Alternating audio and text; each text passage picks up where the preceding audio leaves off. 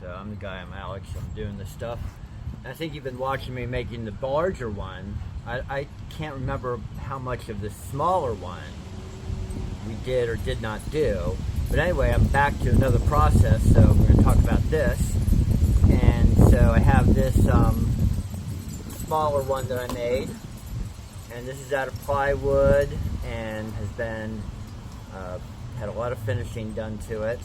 And I just came out of this box here, and I cut this out of wood. I'd committed to this size. And then I'm in a thrift store, and I see this box. And I was like, man, that almost looks like a perfect box. And so I bought it, took it back to my house, threw it in that corner. And then months pass, and then I'm starting to work on this thing again, doing a lot of the finished work. Then I'm in a thrift store and I see this sculptural representation of Adam and God that was originally painted by Michelangelo. And so this is just some flimsy plastic. I was like, man, that looks like it'll fit on the box. And so I bought it for like 20 bucks or something. And lo and behold, then I went and I got the box and the sculpture, everything together, and they all fit. And so then I found this Christ above the waters, kind of floating, what do you call this, painting, velvet painting, and I was like, man, it almost looks like it fits perfect. I bring it back, it fits perfect.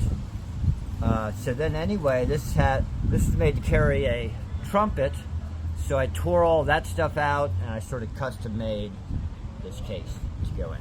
Okay. So anyway, that's that. So anyway, so I've got this sculpture, and so what I'm going to do is I'm going to make a mold, and then I'm going to cast styrofoam replicas of this. I take those replicas to a sand casting facility, and the molten aluminum melts out the styrofoam, and I get a reproduction out of aluminum. However, so this is a depiction of a symbolic depiction of the Virgin Mary, and then this is the egg of Christ, and so this is Mary with the egg of Christ. First is going to be, Madonna and child, because every great artist has to do that. Then Madonna with child, and then I thought, well, I'm just going to call it the egg of Christ. Because we all know, women are humans with eggs, and so this is playing into that definition. And so anyway, this is all wood. And it's hard to explain, but the aluminum is just not going to flow through this little channel and fill up this sphere. So what's going to happen, and you just got to trust me and take my word for it, is I make this two-piece mold, and then I'll have a steel ball with a steel pin that just sort of clicks into the mold, and then it magically gets cast into the final product. It can't be explained. But anyway, so this is a wooden ball, and so then I've got these steel balls here that are pretty much the same size and slightly smaller.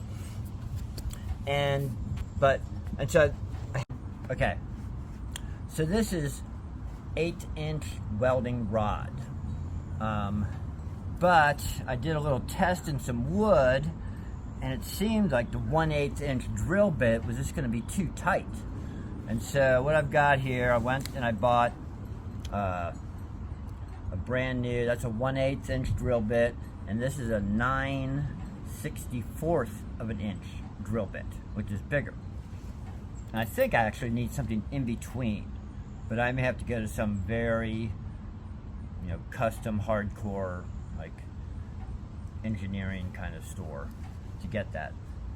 So anyway, I drilled this hole out in wood just using a drill, but that's not going to happen with a steel ball. The thing's going to twist off and fly. So what I've done here is I've created out of plastic a vise of sorts that holds a steel ball. And I'll show you a bit later, but basically I drilled sort of like 1/2-inch holes that clamp around the ball, which you will see later, and this will make more sense. So anyway, so I need the drill press. There's no way to even hold a ball and make a nice perfect hole in the steel. So what happens here is I've got this, and I've sort of set this up already, and I got, so this is barely touches that drill bit, and that's perfect. It's not space shuttle perfect, but it's perfect for you and me. It's pretty close. So then, what you gotta do, then this has to be clipped. Oh, this. Here. It's ready here. So this has to be clamped to the stand.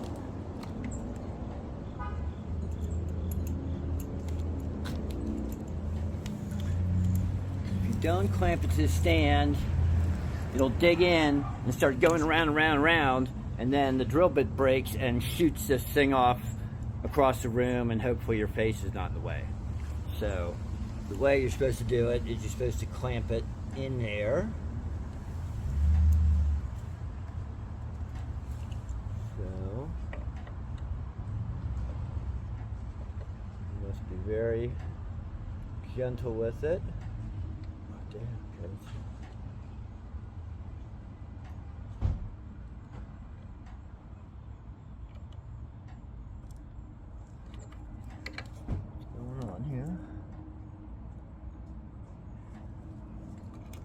Down very well. So actually, I think perhaps what I'm going to do instead is I'm going to drill a hole right here, hole right here.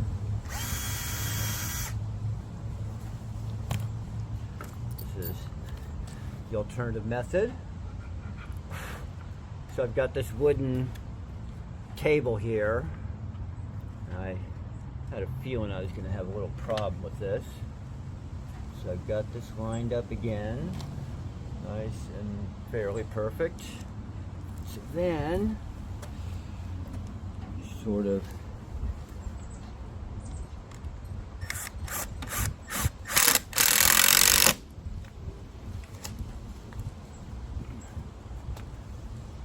that as perfect as I can. Okay. So now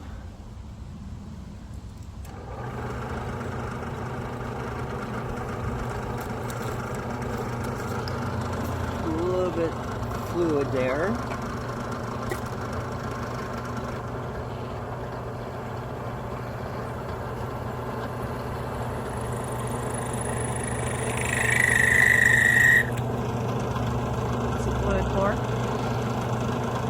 Just to keep things cool.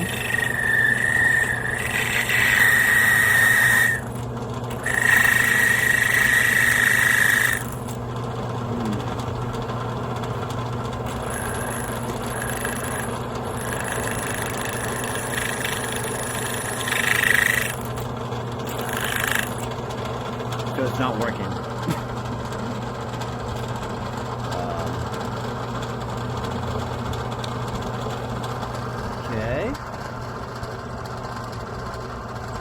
But that's the idea.